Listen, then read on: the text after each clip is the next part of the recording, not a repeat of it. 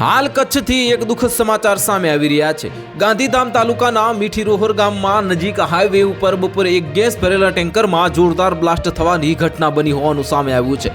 આ ઘટના ટેન્કરમાં વેલ્ડિંગ કામ કરતા સમયે બની હતી, જેમાં વેલ્ડિંગ કામ કરનારા આધેડના શરીરનો અડધો ભાગ કપાઈ ગયો હતો અને ચીથડે ઉડી ગયા હતા, જેમાં આધેડના શરીરથી જુદો પડેલો ભાગ છેક 300 મીટર દૂર ઓવરબ્રિજ ઉપર જઈને પડ્યો હતો। અને આ અંગે ગાંધીધામ બી ડિવિઝન પોલીસ મથકની મળી માહિતી મુજબ આ બનાવ સવારે 11:30 કલાકે બન્યો હતો, અને જેમાં મીઠી રોહર હાઈવે પર અલ્લાઉદ્દીન વોરાના પ્લોટ નજીક આવેલા જી નામ પાક સામે સ્મશાન પુલિયા તરીકે ઓળખાતા બ્રિજ નજીક બન્યો હતો, જેમાં ટેન્કરમાં ગેસ વેલ્ડિંગની કામગીરી દરમિયાન વચ્ચેના ભાગે મોટા અવાજ સાથે ધડાકા સાથે ફાટી ગયો હતો। અને આ બનાવમાં વેલ્ડિંગ કામ કરવા માટે આવેલા મૂળ ઉત્તર પ્રદેશ અને હાલે આરતી ઇન્ડસ્ટ્રીઝની બાજુમાં ભચાઉ ખાતે રહેતા 48 વર્ષીય ઇઝહાર અજમતુલ્લા આલમ નામના આધેડ ગેસ વેલ્ડિંગ કરવા સમયે ફાટી પહેલા ટેન્કરના કારણે હવામાં ઉછળીને દૂર સુધી ફંગોળાઈ ગયા હતા।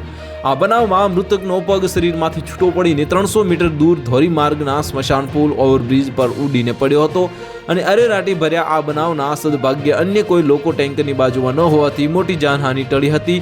અને પોલીસ સૂત્રોના જણાવ્યા મુજબ ટેન્કર ગેસથી આખું ભરેલું ન હતું। ખાલી કર્યા બાદ ટેન્કરમાં રહી ગયેલા ગેસના કારણે આ બનાવ બન્યો હતો।